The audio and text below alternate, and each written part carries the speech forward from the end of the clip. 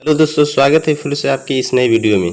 दोस्तों, आज पॉलिटिकल 105 का जो पेपर हुआ है बीए सेकंड सेमेस्टर जो डीडीयू का, उसका हम आज आंसर की चेक करेंगे। ठीक है, कि कितने प्रश्नों को हम जवाब दिए हैं, सही करके आए हैं। ठीक है, तो बिना समय देर किए हुए पहले प्रश्न को देखते हैं। पहला प्रश्न कर रहा है कि किसने कहा है कि समाजवाद परिस्थितियों के अनुसार रंग बदलने वाला गिरगिट के समान सात धर्म है। ठीक है, तो इसका जो सही आंसर होगा ऑप्शन ए होगा, ये रैमजे म्यूर। ठीक है, दूसरे प्रश्न को देखते हैं कि निम्नलिखित में से कौन सा सही सुमेलित नहीं है। तो जो सही सुमेलित नहीं है ऑप्शन ए इसका ये है प्लेटो का ऑन लिबर्टी नहीं होता है, ऑन लिबर्टी यस मिल का है। ठीक है, तो इसका सही आंसर क्या होगा, ये होगा। ठीक है, अगले प्रश्न को देखते हैं। निम्न में से कौन व्यक्तिवाद का लक्षण नहीं है। तो इसका जो सही आंसर होगा ऑप्शन डी सही होगा, निरंकुश राजतंत्र। फिर अगले प्रश्न को देखते हैं। कह रहा है संसदात्मक सरकार की निम्न में कौन विशेषता नहीं है। तो इसका जो विशेषता नहीं, इसका ऑप्शन सही होगा व्यवस्थापिका का निश्चित कार्यकाल, ऑप्शन बी इसका सही होगा। ठीक है, फिर अगले प्रश्न को देखते हैं। प्रदबाव समूह का प्रमुख उद्देश्य है। तो इसका जो सही आंसर होगा वो होगा ऑप्शन डी, अपने हितों की पूर्ति के लिए सरकार पर दबाव डालना। फिर अगले प्रश्न को देखते हैं। कहा गया समानता का अर्थ है कि सभी के लिए पर्याप्त अवसर प्राप्त हो, किसका कथन है। तो ये कथन इसका ये ऑप्शन बी इसका सही होगा, लास्की का है। ठीक है, फिर अगले प्रश्न को देखते हैं। कह रहा है किसका मानना था कि राज्य सदैव ही एक दमनकारी संस्था है। तो ये सही होगा, मार्क्स का है। ये किसका कथन है, मार्क्स का कथन है। तो ये ऑप्शन डी इसका क्या होगा, सही होगा। फिर आठवें प्रश्न को देखते हैं। निम्न में से कौन सा सही सुमेलित नहीं है। तो इसका जो सही आंसर होगा वो ऑप्शन डी होगा, हर्बर्ट स्पेंसर, आदर्शवाद। ठीक है, फिर अगले प्रश्न को देखते हैं। कह रहा है निम्न में कौन प्रत्यक्ष प्रजातंत्र से संबंधित है।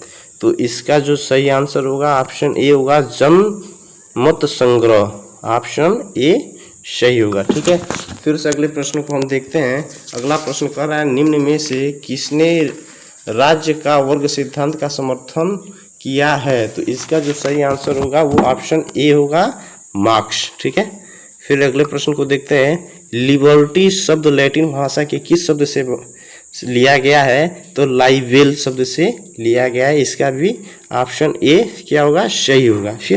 फिर अगले प्रश्न को देखते हैं। कह रहा है कि दबाव समूह अज्ञात साम्राज्य है, किसका कथन है। इसका भी ऑप्शन ए सही होगा, फाइनर। इसका ऑप्शन क्या होगा, फाइनर। ठीक है, फिर अगले प्रश्न को देखते हैं। कह रहा है कि किसने कहा है कि यदि न्याय व्यवस्था ना हो तो राज्य लुटेरों का गिरोह बन जाएगा। तो ये कहना है संत अगस्टाइन का कहना है। ठीक है, तो ऑप्शन सी इसका क्या होगा, सही होगा। फिर अगले प्रश्न को देखते हैं।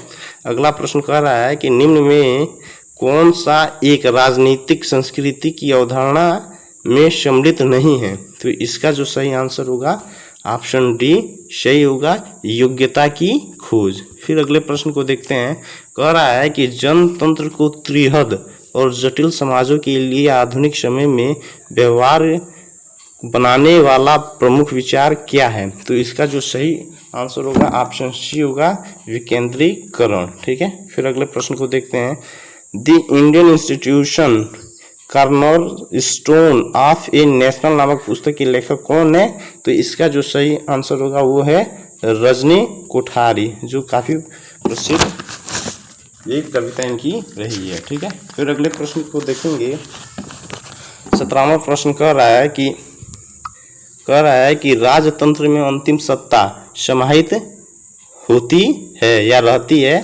तो वो है जनता में, वो किसमें, जनता में। फिर अगले प्रश्न को देखते हैं कि प्रत्यक्ष प्रजातंत्र सामान्यतः संबंधित है। तो ये किसमें होता है, स्विट्जरलैंड में होता है, क्योंकि वो बहुत छोटा सा एरिया। प्रत्यक्ष प्रजातंत्र सामान्यतः संबंधित होता है किसमें, स्विट्जरलैंड में। इसका सही आंसर होगा ऑप्शन ए। फिर अगले प्रश्न को देखते हैं। कह रहा है तार्किक वैधानिक सत्ता के समर्थक हैं। तो इसका जो सही आंसर होगा वो होगा ऑप्शन सी, मैक्स वेबर। ठीक, फिर अगले प्रश्न को देखते हैं। अगला प्रश्न कह रहा है कि उदारवाद का मूल सिद्धांत है, तो इसका सही आंसर होगा ऑप्शन ए, व्यक्तिगत स्वतंत्रता। फिर अगले प्रश्न को देखते हैं। अगला प्रश्न कह रहा है कि निम्नलिखित में से कौन सा एक सत्ता के वर्गीकरण में उल्लिखित नहीं है, तो इसका सही आंसर होगा ऑप्शन सी, यथार्थवादी सत्ता। ठीक है, फिर अगले प्रश्न को देखते हैं। सत्ता का प्रमुख कार्य है, तो सत्ता का जो प्रमुख कार्य है वो उपयुक्त सभी होगा, समन्वय करना, नियंत्रण करना, व्यवस्था बनाए रखना, ये तीनों सही होगा, इसलिए इसका सही आंसर होगा ऑप्शन डी, उपयुक्त सभी। फिर अगला प्रश्न देखते हैं। उग्र राष्ट्रवाद दर्शन है, ठीक है, तो इसका जो सही आंसर होगा वो होगा फांसीवाद। ठीक है, इसका ऑप्शन ए क्या होगा, सही होगा, फांसीवाद। फिर अगले प्रश्न को देखते हैं। कह रहा है धर्मनिरपेक्ष राज्य वह है जो क्या होता है, इसका सही आंसर होगा धर्म और राजनीति को पृथक करता है। इसका जो सही आंसर होगा क्या होगा, धर्म और राजनीति को पृथक करता है, ऑप्शन डी इसका सही होगा। ठीक है, फिर अगले प्रश्न को देखते हैं।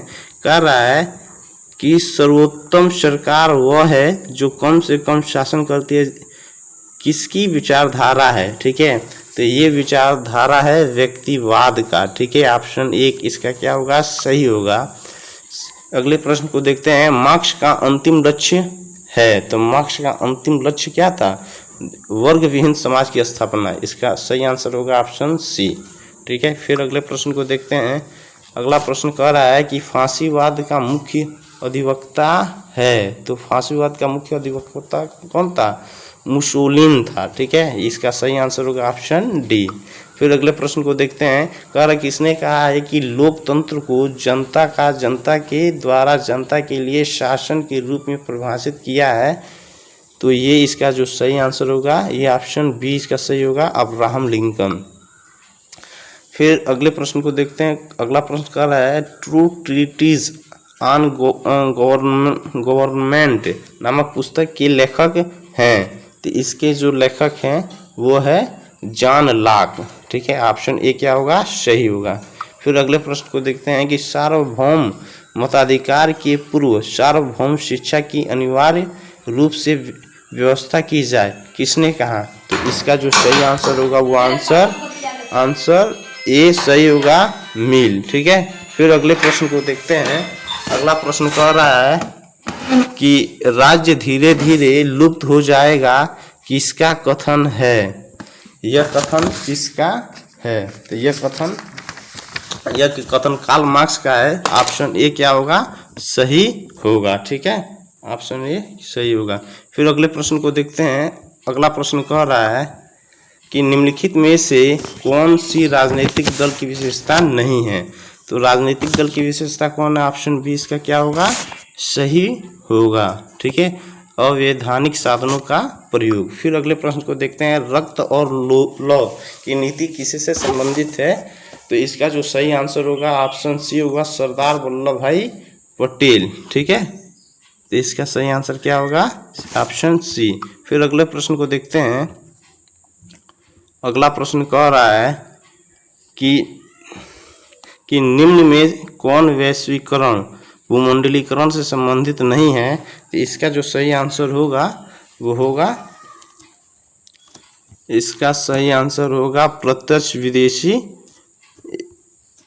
निवेश। ठीक है, फिर अगले प्रश्न को देखते हैं कि समाजवाद का शब्द का प्रयोग सर्वप्रथम किसने किया, तो समाजवाद शब्द का प्रयोग सर्वप्रथम रॉबर्ट ओवेन ने किया, तो इसका सही आंसर क्या होगा, ऑप्शन ए इसका सही होगा।